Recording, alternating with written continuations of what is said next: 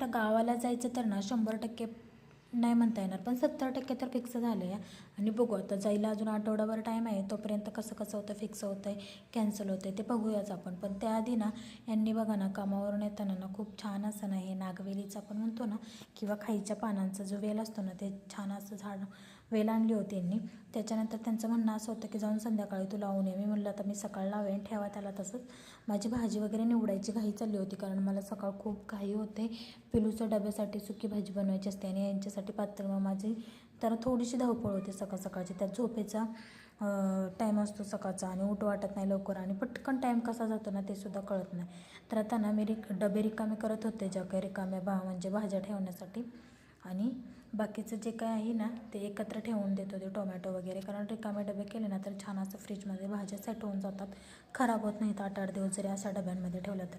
आता मेथी पालक थोडीशी आणि शापूची भाजी आणि घेवडा हे सगळं मला नीट करून ठेवायचं होतं. तर बघा दुसऱ्या दिवशी सकाळी ना छान असं या पिल्लांची तुम्ही बघा कबुतरांच्या खूप मस्त आणि छान असं येऊन बसतात तिथं गॅलरीच्या तिथं. आणि मग त्यांना पिलून येऊन लगेचच खायला वगैरे देतो, का तर त्याला माहीत आहे मम्मा आले दे त्यांना खाऊ.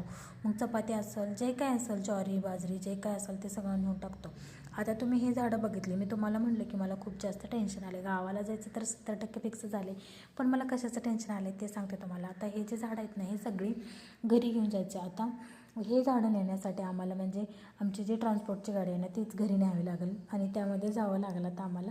तर हे सगळं न्यायचं मान्य आहे, पण घरी गेल्यानंतर खूप छान पण लागून निघतील हे पण मान्य आहे. पण 4थ्या मजल्यावरून त्यांना खाली कधी न्यायचं याचं मला सगळ्यात जास्त टेन्शन आले. आणि ह्या 1-2 बॅग नाही की असे 16 बॅग आहेत, आणि ह्या 16 बॅगला 16 फेऱ्या मारायचं. मला तर खरंच खूप टेन्शन आले. आता पिल्लूचे पप्पा नेऊ लागतात की नाही काय माहीत नाही. मला म्हणाला तुला जास्त हौस आहे झाडं लावायची, घे आता तूच. तर त्याच्यानंतर हे बघा आमच्या इकडं ना फणस येतो की नाही मला बघायचं आहे, म्हणून मी हे झाड तयार केलं आहे. 4 झाडं आहेत फणसाची.